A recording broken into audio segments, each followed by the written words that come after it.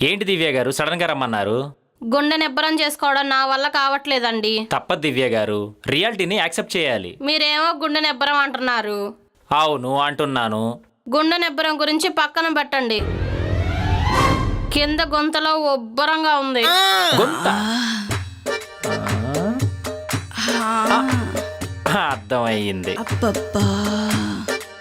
మరి ఉంటుందిగా. దీనికి ఏమన్నా మందుంటే అది కూడా మీరే ఇవ్వండి డాక్టర్ గారు. దీనికి మందా? మీరు ఇవ్వగలరు.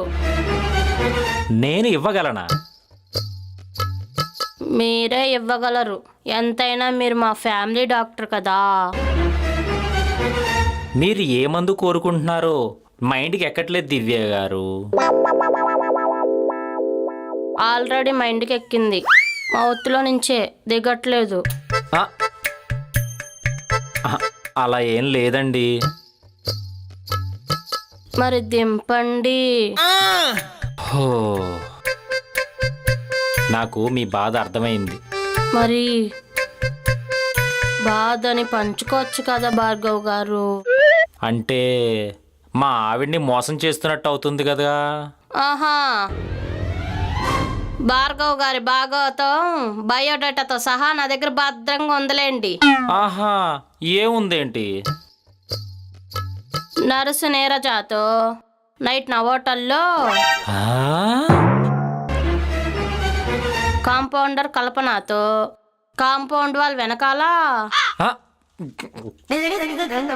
మీరు మీడియా కన్నా డేంజర్లా ఉన్నారు కదండి.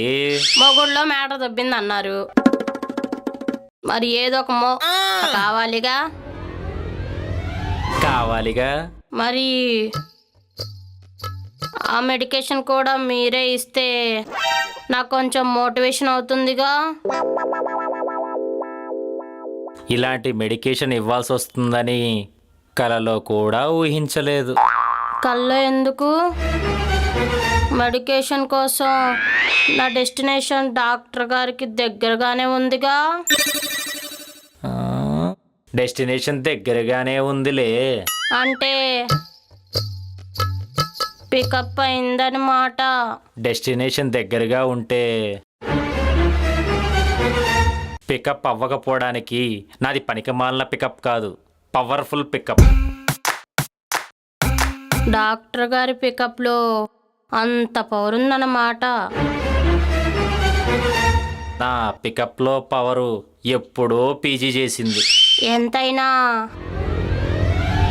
పస పస అని పురుషులు కని పెట్టింది కదా, ఆ మాత్రం పౌరుషం ఉంటదిలే నీ పికప్కి.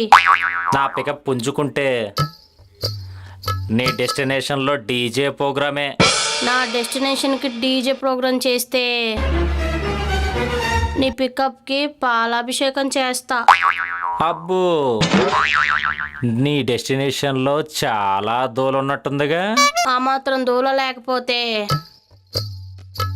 దేక్కుంటా డాక్టర్ గారికి ఎందుకు దగ్గర అవుతుంది నా డెస్టినేషను. నీ డెస్టినేషన్లో ఉన్న దూలకి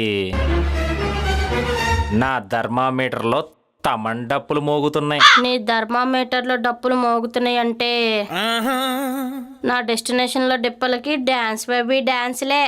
ఈ డిస్కషన్లో ఆల్రెడీ నీ డెస్టినేషన్లో డ్యాములు ఓపెన్ అయినట్టున్నాయి. ఓపెన్ అవటమే కాదు, డ్యామ్లో నుంచి నీళ్లు ఉప్పొంగుతున్నాయి. పొంగాలి.